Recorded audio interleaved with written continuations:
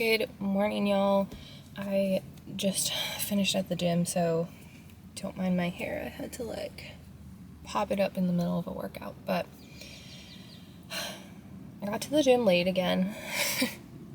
I do not like this habit that I have developed in like the past month or so. I don't know. One of my goals, I know I talked about this with you guys, but one of my goals for 2024 was that I just really wanted to start waking up earlier, getting to the gym early, and it happened for like a month and a half. And then, I don't know, just like that mid-February, middle of winter hit, even though like our winter lasts like a month. But now I'm just in like that really bad habit of snoozing my alarm again like 6 times and not getting out of bed until after 7, which ideally I would like to be getting up at like 6. And it's even worse now that time changed and it's dark basically until 7:30, which is super annoying because my dogs always come in and cuddle me in the morning, like usually about 6:30 if I'm not up. They'll come in and they'll just like snuggle, and it's so cute, and that's also why I have a hard time getting up. But that's just an excuse. Like, I can make excuses all day long, but the fact of it is I'm just not doing it. And I don't know, we're a week into daylight savings now, so maybe I can get this ish figured out. But yeah, I do feel like I was kind of productive this morning already, even though it's like 10 o'clock and I'm just getting out of the gym. But I did drop off some packages for Mercari, went to the bank, yeah, that kind of stuff before I went to the gym. But there was a guy just like staring me down in the car. Like, why do people do that? I don't understand. Like, I have never once walked past somebody in a car and just like stared at them. Anyway, I need to run to the store now.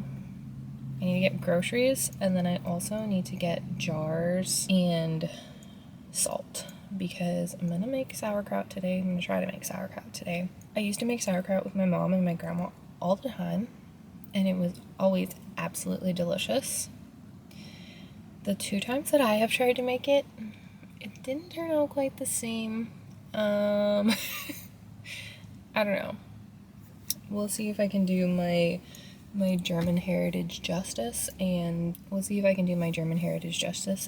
make some good sauerkraut this time. Honestly, I think my problem was that I just put too much salt, and you actually don't need that much salt. So I grew some cabbages in my garden. We're gonna test it out. I have plenty of cabbage, so if the first batch doesn't turn out, I'll just try it again.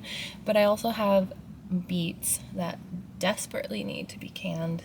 They're like so big. To be honest, I kind of just forgot about them, and Reed doesn't really like to eat beets, so we don't cook them a lot, but I like pickled beets, so I can them, and just got behind with that. So gotta go to the store to get jars and salt and groceries, because I need to do the sauerkraut today. I don't think I'll get to the beets today. I have a meeting later this afternoon, and then I need to make dog food and then just work on some other stuff that I have. And then I have a client later also. Yeah, that's where we're at. Yeah, I need to stop talking and get going with that stuff.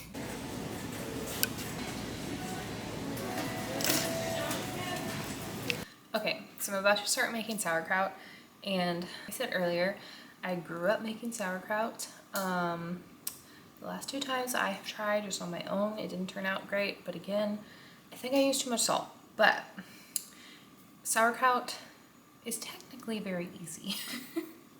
It's very easy to make. You really only need 3 things, 4 things-ish, but definitely just 3 things. So you need something to put the sauerkraut in for it to ferment.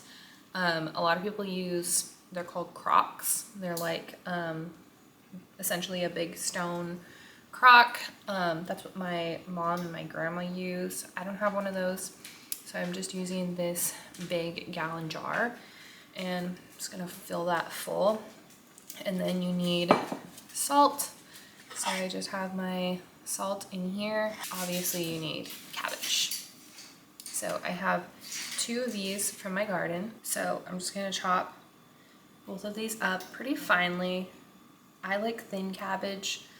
Some people like thicker cabbage, or sauerkraut I should say. I like thinner sauerkraut. So like, you know, just like thinly sliced cabbage, but you can really cut it whatever way you want. So yeah, basically you just chop it all up and you mix the salt in there with it, and then you kind of just, I don't even know what you call it, punching it, tamping it, I'm not even really sure.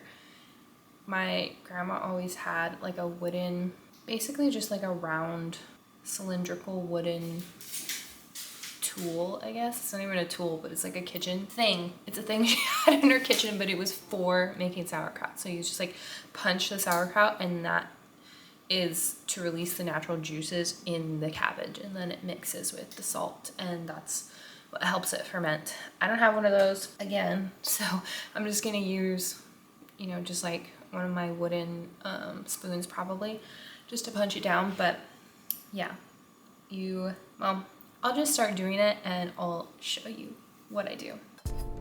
So you're just gonna start with chopping your cabbage, and I just quarter it and cut the hearts out, which is the center really thick part, because you don't want that. And then you're gonna see here what I meant about cutting it really finely. And honestly, you can really just cut it whatever thickness you like. I just like really thin sauerkraut, and it does, you know, get a little smaller also as it's fermenting, but this is just the texture that I like it. You can do whatever you want. And so I started to put it in the jar here, but then quickly realized that it was going to work better in a bowl, because I have to salt it and massage it first. So I finished chopping up the rest of the cabbage that would fit in the bowl, and then I added my salt, and it's just about a tablespoon of salt on this, because this was only about half the amount of cabbage that I was going to do. And then you just kind of mix the salt in and until liquid starts coming out. And now I put it back in the jar after it rested about 20 minutes, and you'll see here the amount of liquid that came off of it, and I just poured that into the jar as well because that has salt on it. And then I'm just gonna repeat that process. So this is what I'm gonna use to tamp it down. The one that my grandma has, like I said, it was round, cylindrical, wooden like this, about this length. But yeah, obviously I don't have that. So I will link some of the actual tools. Like I said, it's really just like a crock and the punchy thing. I'll link try and find them and link some of them down below if you guys want to make your own sauerkraut and want actual quality tools. You don't have to be ratchet like me, but otherwise you can just use what you have, honestly. I will say the nice thing about having a crock is it's very thick, just like because it's ceramic or stone or whatever, and obviously it's dark.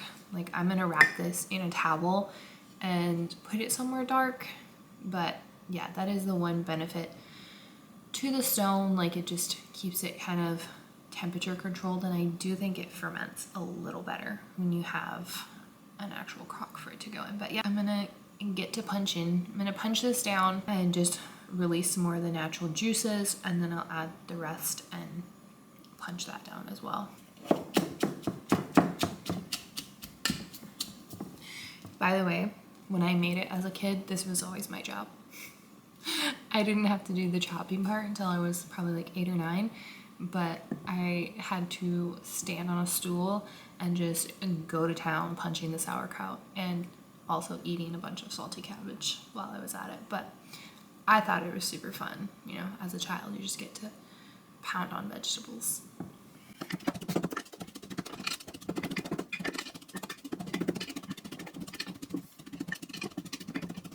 Okay, so now that I have all of the sauerkraut in the jar, this was 2 heads, by the way. So this is how much 2 heads of cabbage smashed down.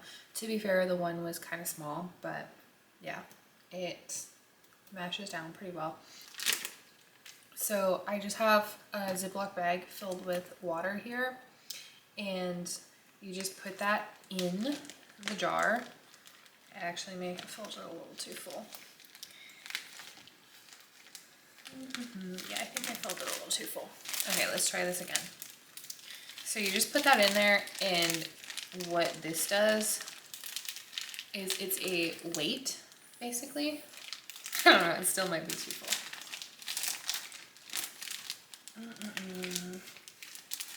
Okay, we did it. Yeah, so this is just a weight that holds the cabbage down, because as it ferments, it's going to create more liquid and it's going to start to rise up. So I'm going to put the lid on this, but I'm not going to shut it tight because it creates pressure as it ferments. I'm just going to loosely put it on, but the plastic bag like seals everything. But basically you just want to check on it. Like I said earlier, I'm going to wrap this in a towel and probably just put it in the pantry, but you want to check on it like every couple days just to make sure, you know, like no bacteria is growing or anything like that. Fermentation is naturally a bacteria producing progress, so it will be naturally producing bacteria, but obviously you don't want like mold to be growing on the top or anything like that. So you just keep an eye on it, and it takes like 2.5 weeks, I think. I don't know, I just usually open it and taste it, and when it tastes like what I want, then I bag it up and freeze it usually. But yeah, that is my sauerkraut. Well, it's not sauerkraut yet, but it's my cabbage that is gonna ferment into sauerkraut. So, like I said earlier, I will link like the actual sauerkraut making tools down below. They do make weights that sit on top of like any fermented food that you do. It doesn't have to be just sauerkraut. So you can get like the special weights. Some people use river rocks. Like I said, just using what I have. Plastic bag filled with water works. But if you want to be super technical, then you would use the specific weights for that. But yeah, hope you guys enjoy this video. It's late. I'm gonna go make some dinner because I am super hungry. Don't forget to subscribe if you haven't already, and I will catch you guys in the next video.